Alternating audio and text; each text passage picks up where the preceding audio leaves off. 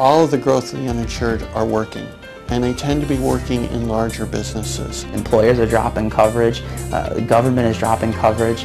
It's a real stress on our healthcare system right now. If you're making $10 an hour, you can't afford on a net basis $600 a month for health insurance. Make no mistake about it, the cost of health insurance is driven by the cost of health care. Our healthcare mess is dragging down the whole country's economy.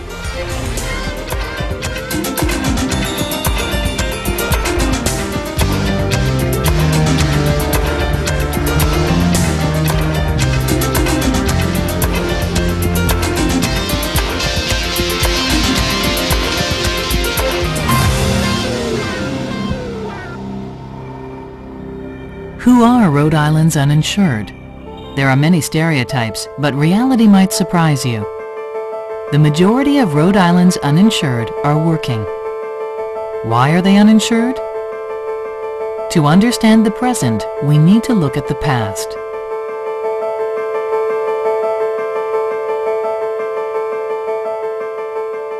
In the United States, health insurance has traditionally been tied to employment. This practice originated during the wage freeze of World War II, when employers were looking for non-wage benefits to attract workers. There were lots of other ways that health insurance could have originated. In the United States, we wanted to do it through work because we didn't trust the government to actually do it, given the battles we'd had around the advent of Social Security in 1933 with Franklin Delano Roosevelt. It was decided that there wouldn't be universal health insurance associated with that because they didn't want to fight the doctors who were very much against some kind of national health insurance program. Since World War II, health insurance has evolved, but one thing that remains constant is our dependence on employers to pay for coverage. Employer-based health insurance is eroding. People are finding jobs, but they're finding jobs in industries or in settings where they do not qualify for their health insurance. Often in these large businesses, health insurance is offered, but you have to work a certain number of hours and for a certain length of time before you qualify for it. So what exactly is causing employers to cut back on health insurance? It all seems to come down to one thing: cost. The biggest single problem in healthcare today is the cost of healthcare. Only about 12% of the bill we send out comprises of our costs. My salary, the cost of the building, the computers, the reserves. 88% of the bill is claims expense. As healthcare costs go up, that means insurance premiums go up. If insurance premiums go up, that means the employers take it on the chin. They have to pay the cost because they're committed to that in order to have workers because workers have come to expect having health insurance as part of their benefit package. As that cost of benefit package goes up, increasingly employers begin to say, I don't think I can do this. I'll either move my manufacturing plant to a market like in the South where people don't expect health insurance, or move it overseas where I don't need to worry about it. And that means that increasingly employers sort of stop offering it or start offering health insurance such that the employees have to pay a bigger and bigger share. If you look at a working person and the cost of health insurance now being $12,000 or $13,000 a year for an employer, they're passing that on, and it's $150, $160 a week copay just to get your health insurance. Approximately 40% of patients at the Providence Community Health Centers are uninsured.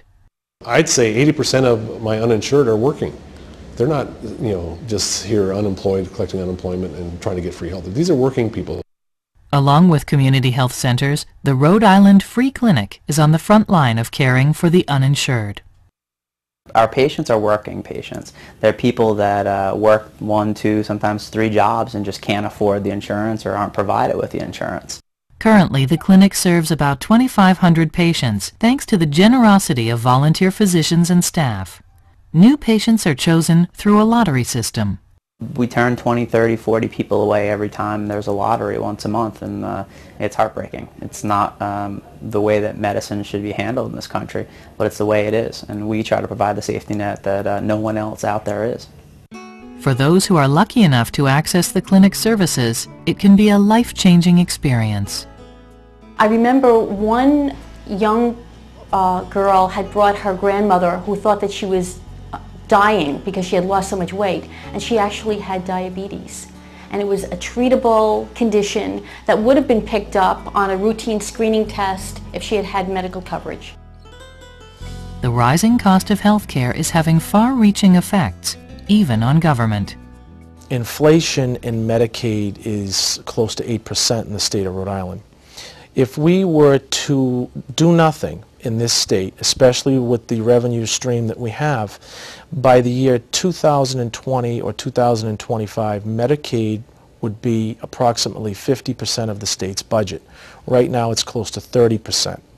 If Medicaid becomes 50% of the state's budget, of course, it's going to leave less money for very important other programs the state runs, like education, the environment, transportation. You have medical inflation that's going up at 3 to 4 times general inflation.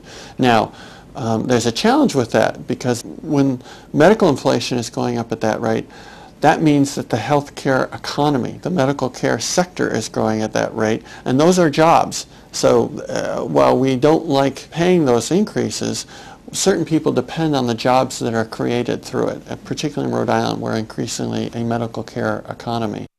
Ironically, even healthcare providers are finding it a challenge to keep up with the rising cost of health insurance.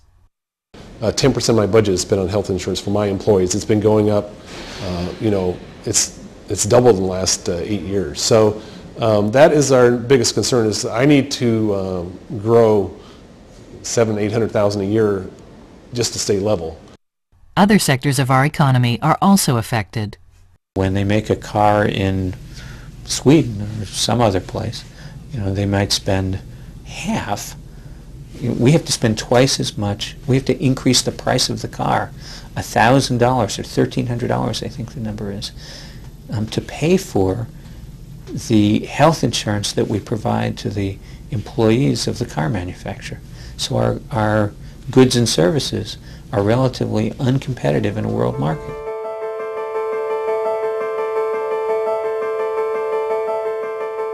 The ones that probably everyone can agree on is the fact that we do have an aging society, and we do have chronic diseases that need treating. But there are other elements of cost inflation.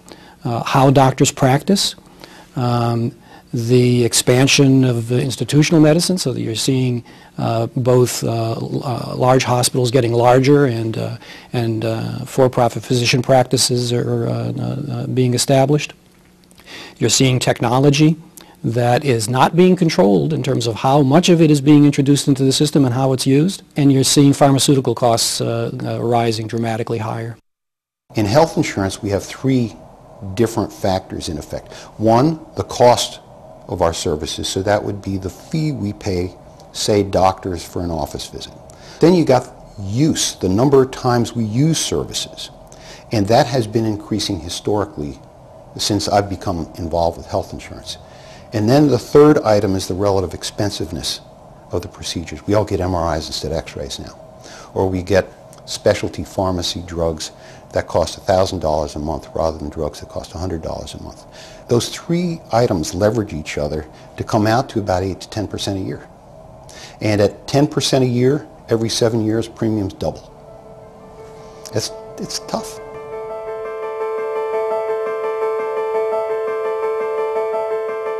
There's a whole bunch of folks who have no access to medical care, primary medical care whatsoever, because of the absence of health insurance. Their use of health care for those folks tends to be confined to when they get sick.